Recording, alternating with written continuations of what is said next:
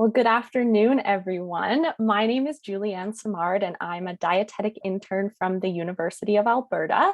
Today, I'm joined by Valerie Moore, who is a fellow dietetic intern and classmate of mine. We also have on the line with us Jennifer Sundberg, who is one of the public health dietitians that we've been working with in the central zone of Alberta Health Services. Today, we are very excited to share some of our tips and tricks for making cooking for one or two people both easy and enjoyable.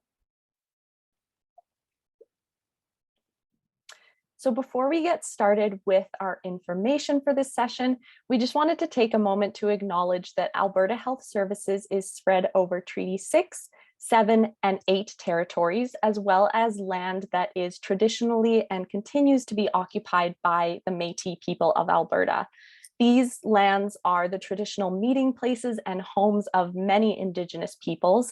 We respect the treaties that have been made on these lands, and we acknowledge and honor the many Indigenous peoples whose vibrant and diverse cultures, histories, traditions, and languages are essential to the health and well-being of all people.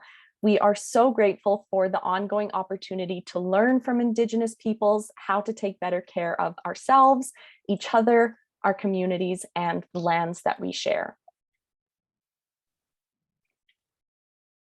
Now, today's session is going to start off with a quick introduction to Canada's Food Guide. Then we're going to get into some practical tips for everything from meal planning to grocery shopping and food preparation to food storage. About halfway through the session, we'll let you pause and think about maybe some of the questions that you have, and then we'll get into the second half of our presentation where we're going to share some of our favorite recipes for getting inspired in the kitchen and invite you to think of some ways that you could find your own inspiration for cooking. So at the end of the session, because we're sharing so much information, we'll share a link to a session summary document, which will summarize the information that we've talked about today and provide you with some links to resources that you might find helpful going forward. So with that, Valerie, would you like to get us started with Canada's Food Guide? Perfect. So we're starting off here with the Eat Well Plate checklist. And difficulties with planning and making meals not only cause us stress and worry, it can also keep our bodies from getting the nutrients and energy they need to stay healthy. So this plate from Canada's Food Guide is a helpful tool we can use as a checklist to build healthy meals. There are 3 different sections here: the vegetables and fruit, whole grain foods, and protein foods, each of which we'll define and provide examples for coming up. Just keep in mind that this is only one example of a balanced plate. Every person's meals and snacks will look different based on their likes, dislikes, and eating habits. We encourage people to tackle this plate just a little bit at a time to make it more doable for you. The main takeaway is to eat a variety of healthy foods each day. So the first section we'll look at is protein foods. The food guide recommends that protein foods take up about 1/4 of our balanced plate.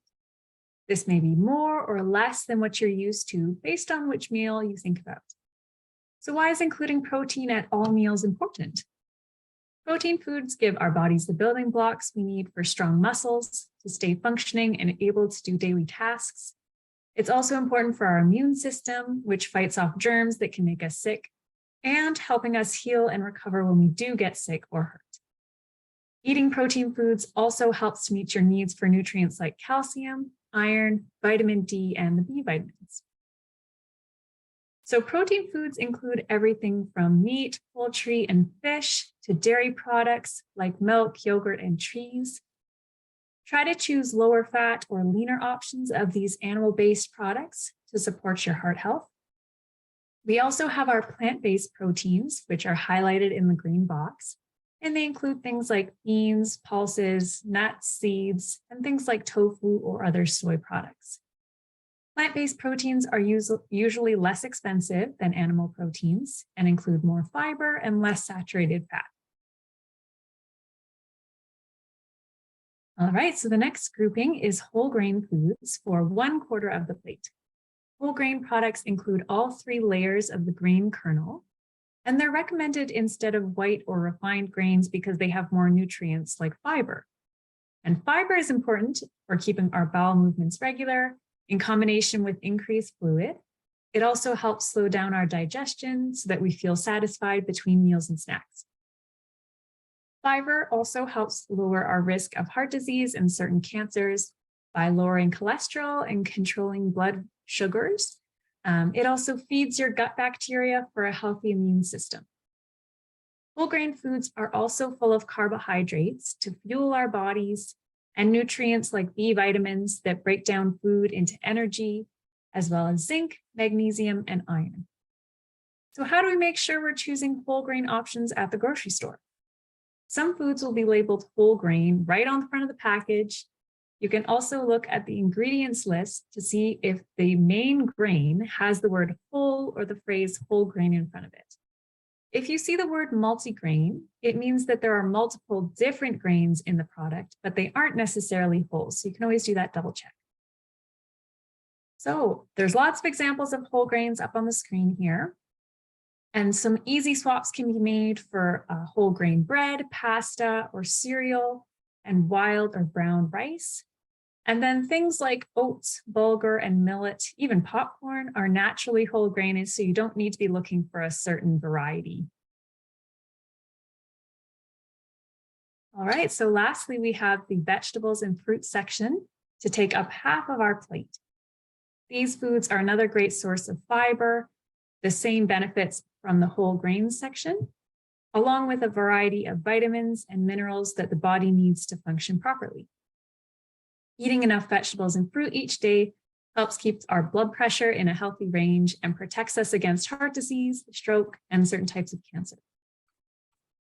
Foods that fill up this half of our plate include frozen, canned, fresh, and dried vegetables and fruits. There are lots of examples here, as well as some different ways to use them. So in addition to the food on the plate, Canada's Food Guide recommends to make water the drink of choice. Drinking enough fluid is important for when we're eating lots of fiber, but it's also important for keeping our bodies hydrated. Most older adults need a minimum 6 cups or 1.5 liters of fluid a day. And so water is the best choice for fluid because there's nothing added to it, just pure hydration. You can also try making plain water a bit more exciting by flavoring it with fresh fruits, vegetables, and herbs. Milk, tea, coffee, and broth are also good fluid choices as we're trying to limit added sugars. Milk is a good nutrient-dense option because it contains protein, calcium, and vitamin D to keep our muscles and bones strong. Our sense of thirst often gets weaker as we age, so it's a good idea to drink water regularly, even if you don't feel thirsty. This will help keep our bowel movements soft, our brains working sharp, and our bodies ready for action. Keeping a water bottle or cup with you throughout the day can help remind you to stay hydrated. You can even take a look at see how many cups your water bottle holds to help you keep track. You can even set a reminder on your phone if you find that helpful. All right, so now let's try using the balance plate to see how balanced this meal is. So you can follow along in your own space. Here we have a photo of a delicious stir fry. So we're going to check to see if it has all the parts of a balance plate. First, we're going to look for protein foods.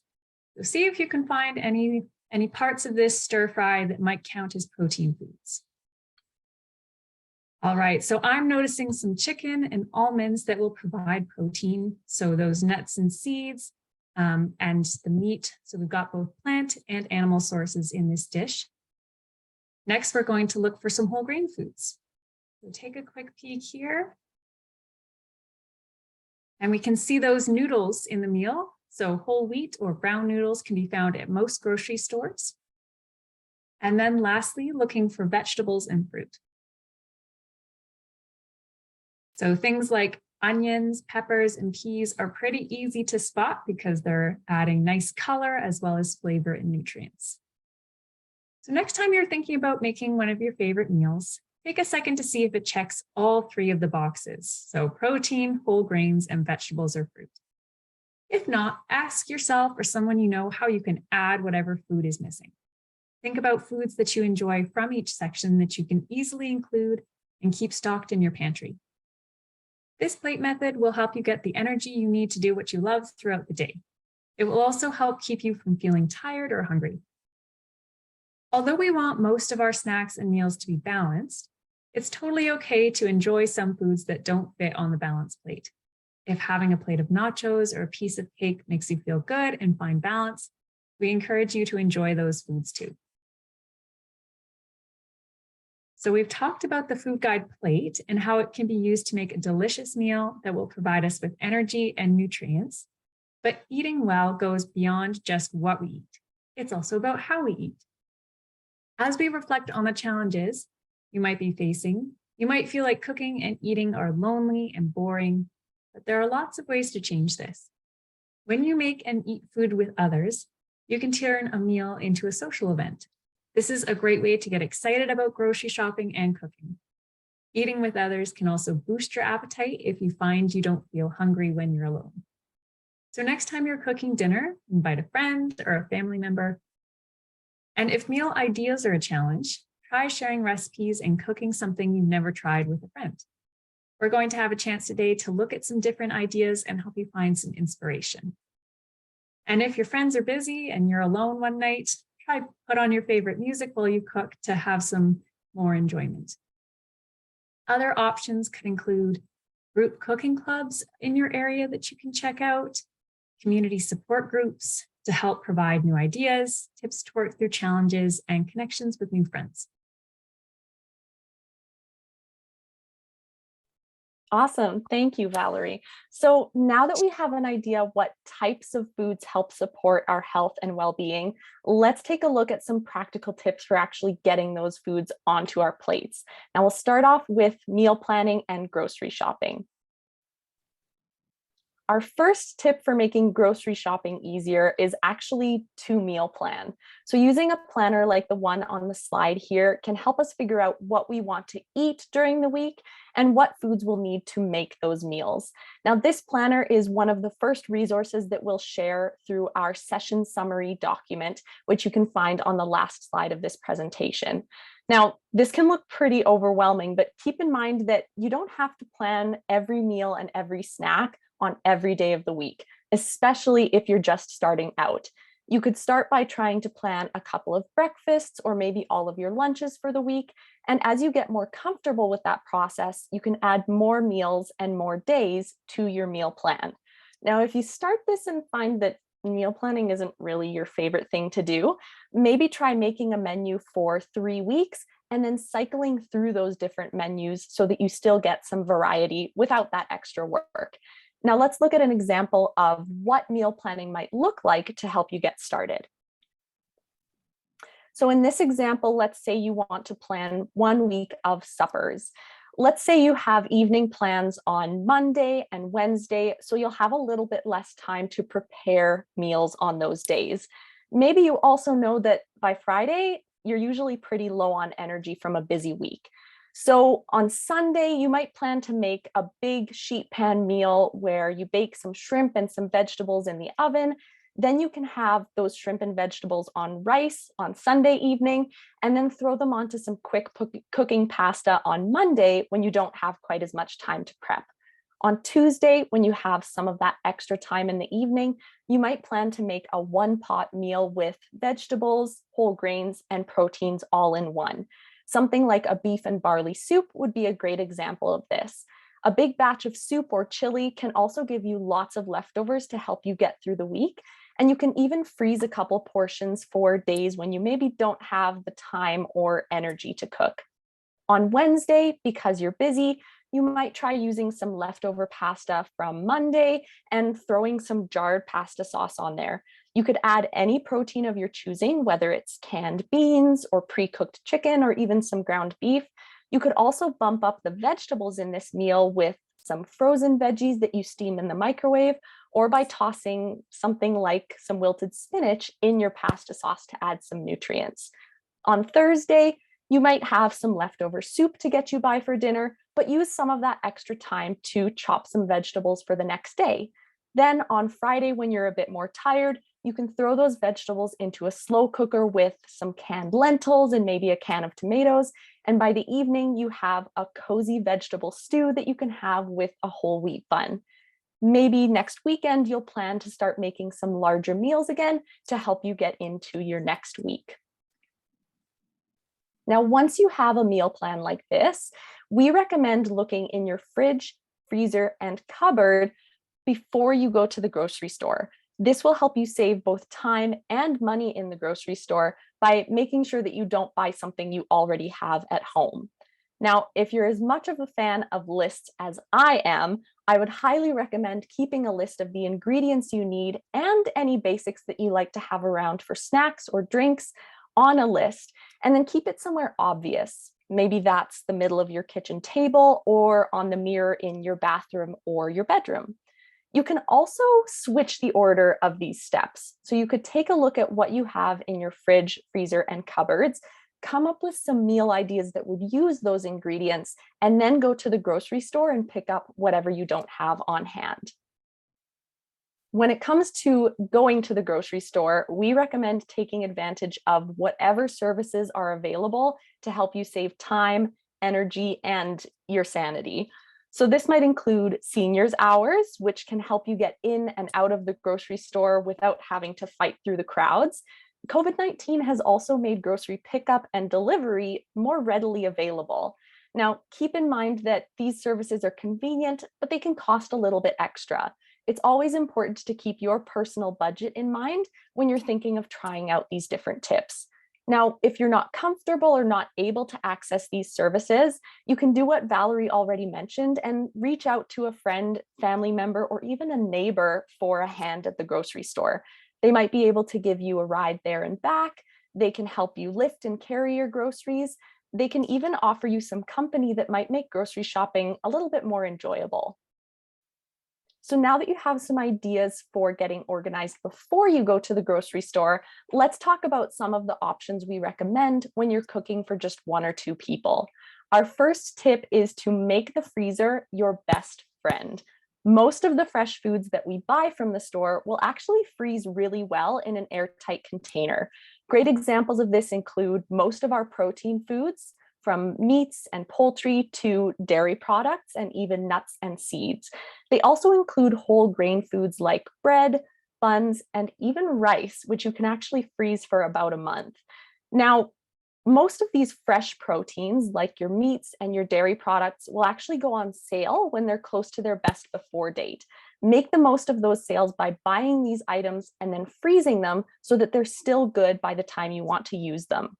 We also recommend portioning these fresh foods into 1 or 2 person servings before you freeze them. This allows you to pull those foods out and use them without having to thaw, cook, and eat an entire package of food.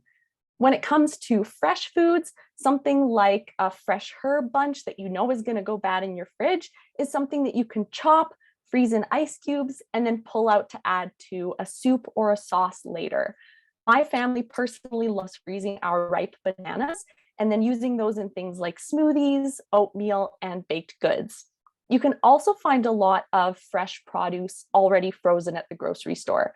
These options are not only convenient, they're also just as nutritious as fresh options. Now, as Valerie mentioned, we also recommend taking advantage of canned goods. Now, you might want to avoid cans that are dented or damaged because that outside damage can mean that the food inside might have gone bad. We also recommend looking for low sodium, no salt added, and packed in water options. These options not only give you more control over what your food will taste like, they also contribute to your overall health by helping get rid of some of that salt from our eating patterns. We also recommend draining and rinsing all your canned foods before you use them. That's especially important if you're not able to find some of those low salt or low sugar options, because it will take some of those added ingredients off of the food. Finally, we have our dried goods. And as Valerie said, these can help first and foremost with filling that half of our plate. Dried fruits and vegetables without added sugar or salt are a great option for still getting those nutrients from fresh foods, just in a longer lasting package. Dried herbs and spices are great for adding flavor when you maybe don't have fresh ingredients around. Some brands like Clubhouse and Mrs. Dash have some salt-free seasoning mixes that might interest you. Oil and vinegar are also great to have on hand. You can mix these together for a quick salad dressing or even a delicious dip for fresh bread. When it comes to fats, we recommend choosing oils that are liquid at room temperature because they're high in heart healthy fats. We also recommend keeping pantry proteins on hand. This includes things like dried beans, nuts, seeds, and nut and seed butters. Now remember that dried beans are quite as convenient as canned beans because they have to be cooked before you can use them. Soaking your dried beans in water with some baking soda will actually help soften them so that they don't take as long to cook. As Valerie mentioned, there are also plenty of whole grains that we can keep in our pantry, from whole wheat pastas of every shape and size to oatmeal and even ground cornmeal. Now let's move on to talking about some quick and easy tips for food preparation and storage. Now, there are a million tools out there to help you save time and energy in the kitchen, and this list does not even begin to cover them all. Some of these can seem kind of high tech or maybe expensive, but keep in mind that you can always search up a tutorial for how to use them online. You can even try finding them at a secondhand or thrift store. One of my friends actually has a little manual food processor that she got at the dollar store, and it actually works impressively well. Now, another thing to keep in mind is, as useful as these tools can be, you don't really need them to make a good meal. All you really need is a decent knife, maybe a good cutting board, a couple pots and pans, and if you like baking, a good baking sheet. When it comes to cooking, use the tools and techniques that are accessible, familiar, and comfortable for you. Now let's look at some quick tips for easy food preparation. Our first tip is a little bit repetitive. Use those canned and frozen goods wherever you can. Not only are they just as nutritious as fresh options, they often come in bite-sized pieces, and canned vegetables, for example, don't need as much cooking as the fresh versions. If you are buying fresh produce, maybe try washing it all as soon as you get home and then putting it back in the fridge either whole or pre-chopped so that it's ready for you to use.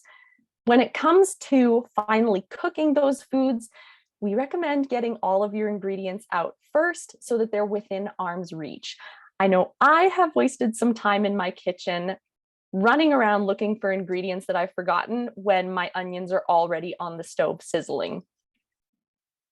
So what about storing these foods once we prepare them so that they last longer and go further? Our first recommendation is to invest in a good set of clear food storage containers. This will help you keep track of the ingredients and leftovers in your fridge so that you don't forget about them and let them go bad. If you can't find clear food storage containers, take some Scotch tape and a Sharpie marker and label the containers with the foods they have in them and when you need to use them by. When it comes to those herbs that we talked about before, if you'd rather not freeze them, you can always dry them at home. Hanging your herbs upside down in a paper bag allows them to dry out and drop their leaves without you losing all of that flavor. Now, we already talked about using the freezer as your best friend for foods that haven't been cooked yet, but the same thing goes for foods that have been cooked. If you make a big batch of chili or soup, for example, you can freeze some of that in individual portions and then pull those out on a day when you don't have time or energy to cook. The same thing works for things like bread and buns. You could freeze 2 slices of bread or a single bun and then pull them out as you need them. Now, whenever we're handling food, whether we're preparing it or storing it, there are a couple steps we can take to help keep us safe from getting sick. Our first tip is, of course, to wash your hands before, during, and after food preparation. This is especially important if you've handled raw meat, poultry, eggs, or fish. The same thing goes for your food preparation surfaces and tools. Make sure to wash these with hot water and soap or a dilute bleach solution to help keep them clean.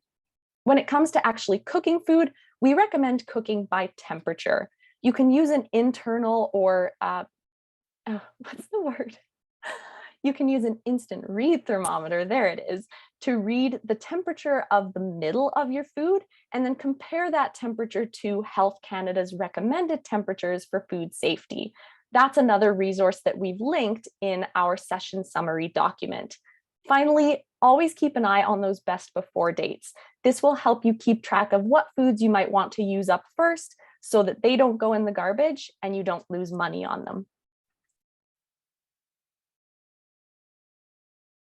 So that brings us to the end of the first half of the presentation.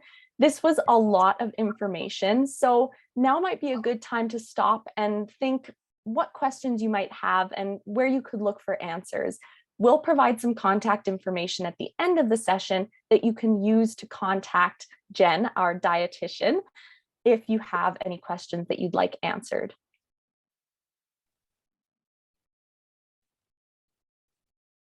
All right, thank you for all those tips, Julianne. Next, we're going to think about some recipe inspiration. And so you are the expert on the foods that you enjoy eating and the foods that you're able to prepare.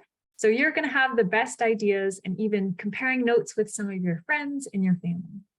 Let's walk through the 3 meals of the day. So take a moment here to just pause and think about what you like to eat for breakfast. And so that can be maybe foods that you haven't eaten in a while or foods that you know you really enjoy. And then from there, thinking about how you can jazz them up a little bit to fit our balanced plate here. So say you know that you really love eating, a fried egg for breakfast, that's a staple for you. Think about the other things that you can add in. So maybe adding a piece of whole wheat toast for your quarter whole grains, and thinking about some fruits that you can have on hand for your breakfast in the morning as well. Or maybe you like something a little bit sweeter and you want to do an oatmeal with some milk in there for protein, maybe some nuts and seeds if you have those available, and top that with some frozen mixed berries or banana. So the sky's the limit, whatever you enjoy eating, even if it's things that aren't normal breakfast foods, maybe they are more savory or leftover things from your dinner from the night before. That's also great. The main takeaway here is that breakfast is an important meal, so try not to skip it. Having that food in the morning gives you fuel, and having balanced meals consistently throughout the day is the best way to get all the nutrients that you need. So we're going to go through a few videos here that show you how to make some different breakfast ideas, and I might give you some inspiration. An easy breakfast recipe that is great to make ahead of time is egg bites. I'm going to show you my favorite broccoli cheddar egg bites, but there are many different varieties of egg bites that you can make. So in a bowl, I'll add 5 eggs, 2 cups of chopped broccoli, 1.5 cups of shredded cheddar cheese, and some spices. Today I have garlic powder, onion powder, and pepper. Then mix it all together. And next, just pour or scoop the mixture into a muffin tin that's either lined with muffin cups or sprayed with oil, and bake in the oven at 350 degrees for 25 minutes. And these are our egg bites. There are many egg bite recipes available online, or create your own with different vegetables, meats, or cheeses.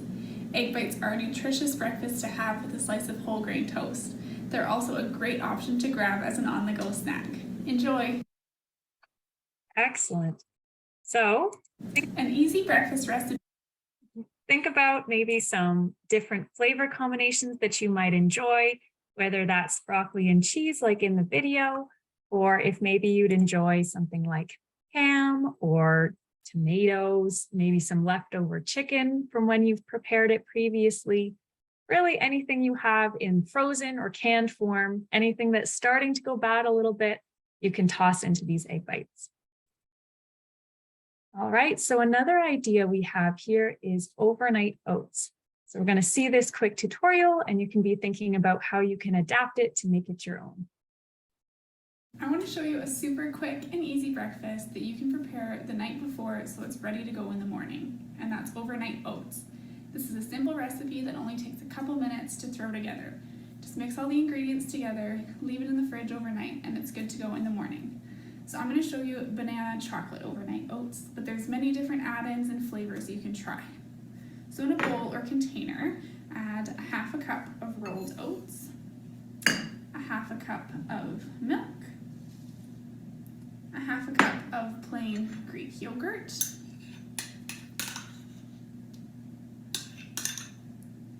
some maple syrup and vanilla, cocoa powder, and half a mashed banana. And then you just stir it all up, put a lid on it, and leave it in the fridge overnight. In the morning, I like to add the other half of the banana on top, and it's ready to enjoy. You can also put it in the microwave for 20 or 30 seconds if you prefer it warm. There are many different overnight oat recipes available online. Some of my favorites are apple pie, carrot cake, or mixed berry. But you can also experiment and create your own version of overnight oats by adding different fruits, nuts or nut butters, cinnamon, or other favorite add-ins. A teaspoon of chia seeds or flax seeds also make great mix-ins. You can even make a big batch and have it all week. Enjoy waking up to breakfast. I want to show you. All right, so we've gone through our breakfast ideas here.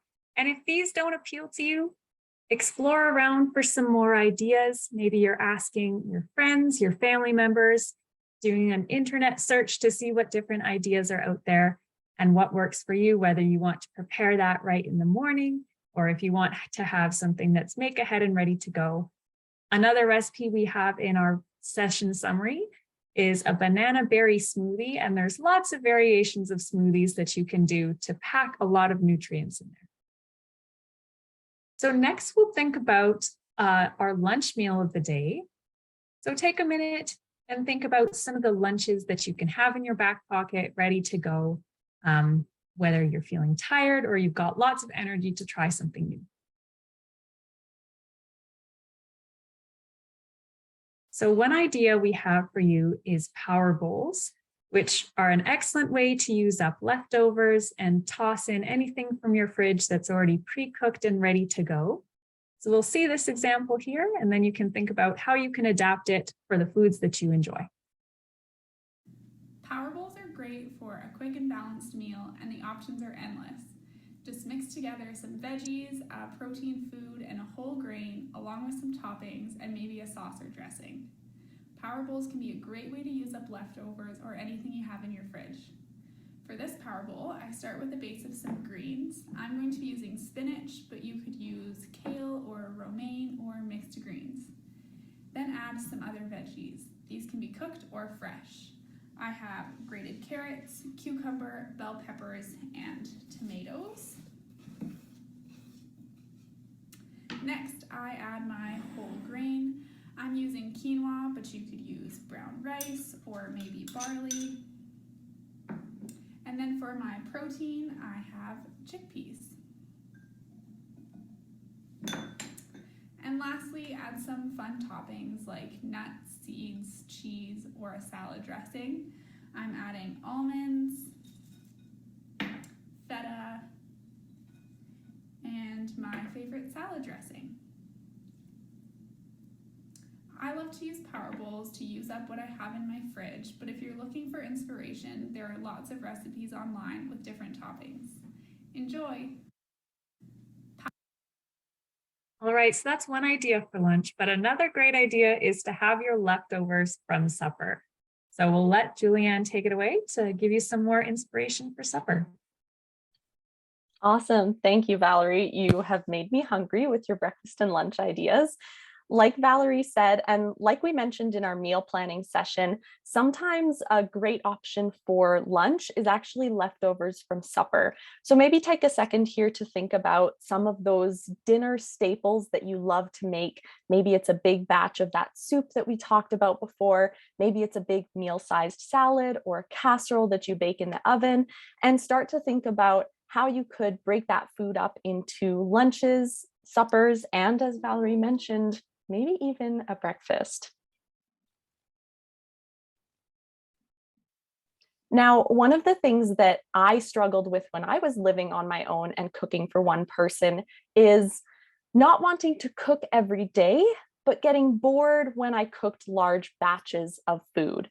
So, one of the messages that we wanted to emphasize today is transforming your leftovers. So, cooking a big batch of something like a chili that makes 8 or 10 servings is going to save you a lot of energy and time in the long term because it gives you so many servings.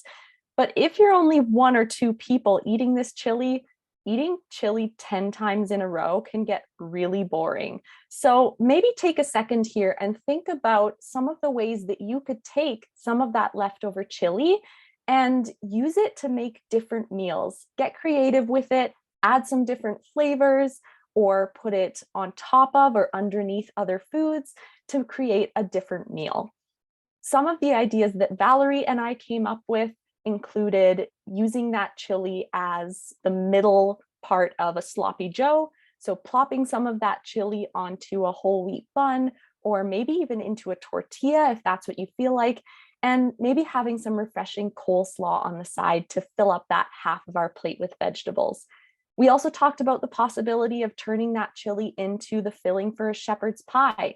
If you have leftover mashed potatoes from something like Thanksgiving, this can be a great way of using those up as well. Another way you could transform chili is into a pasta sauce. You could add some extra canned tomatoes if you need a little bit more liquid. You could throw in some other canned vegetables if you enjoy them, or you could throw some refreshing fresh herbs on top. You could also pair this with a nice green salad to make sure we're filling that half of our plate with vegetables and fruits. One of the favorite meals that my family makes regularly is taco salad. And leftover chili would be an awesome way of using up some meat and some beans on a meal that is just perfect with those ingredients. So, with this idea in mind, or this example in mind, maybe think of some of those favorite meals of yours that make a big batch of something and start to think about how you could transform your leftovers to create something new and enjoyable. Another way that you can kind of save some of that food waste from going down the garbage or into the sink is scrappy cooking. I actually have some vegetable scraps like carrot tops, potato peels, and onion roots in my freezer right now, waiting to be turned into vegetable broth.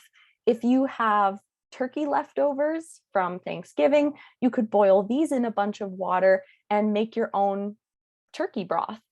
Then you can use that broth with those nutrients and those flavors from your leftover food scraps to make a homemade soup. You can throw in whatever vegetables you have on hand, maybe add some chopped chicken or some beans for protein. You could even blend in some cream or some melted cheese at the end to make your soup even more creamy and delicious. Other ideas for how to use up your food scraps include potato peel chips, which you can find recipes for online. Alberta Health Services also has this really cool recipe for bread pudding that uses up the butt ends and the dried out pieces from your bread loaves. You can use milk, cream, whipping cream, or even a nutrition supplement as the liquid and the source of protein in that recipe. So if you're interested in that one, make sure you check out that summary sheet that we're going to share and take a look at that as well as some of our other recipe ideas. Now, when you're cooking for 1 or 2 people, a lot of your time and energy can go into preparing meals. So the last thing you might want to do is spend more time and energy preparing snacks. That being said, snacks are actually really important for our health. And there's a couple reasons why. Number one is snacks help keep our energy levels even throughout the day. Valerie already mentioned how important your 3 meals are for this. So imagine what having some smaller snacks in between could do for your energy levels. Instead of having something to eat and having a spike in energy and then a drop in energy before your next meal, you could have an even supply of energy that allows you to do the things you love all day long. Snacks are also great for helping keep us satisfied between meals. That will help you get to your next meal not too hungry and not feeling rushed to just get something in your stomach because you're super hungry. Snacks are also just another opportunity for us to get those nutrients that support our muscles, our bones, and our overall health. So if you don't like dairy products or vegetables at meals, maybe try finding places where you can fit them in between those meals in a form that you enjoy. Now, that can be a lot to take in. And if you're not used to making snacks or having them throughout the day, it can be hard to know where to start. So let's watch this quick video from Health Canada on how we can use that same food guide plate to build ourselves balanced snacks.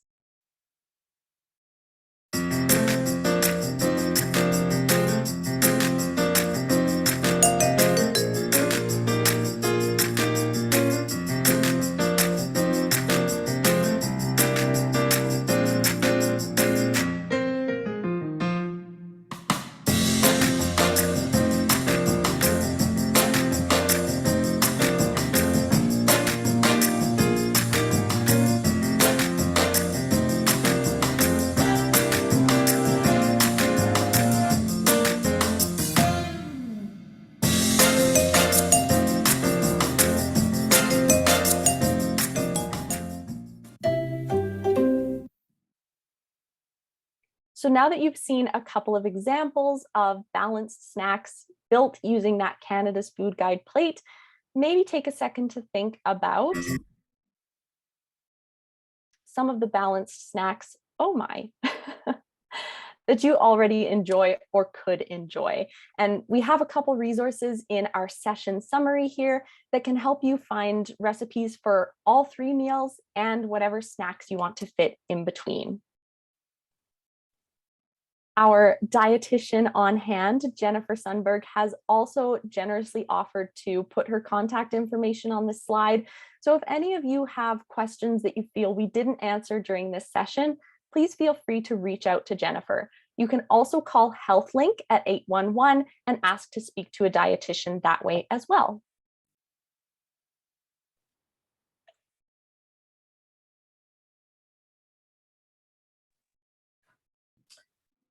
Well, thank you so much, Julianne and Valerie, for taking the time to talk to us today. And the information you provided was amazing. I know for myself, I will be taking a lot of those little tricks and tips and doing them in my own life. So thank you so much for sharing your time and your knowledge with us this afternoon. And we look forward to having you back at another time. Thank you.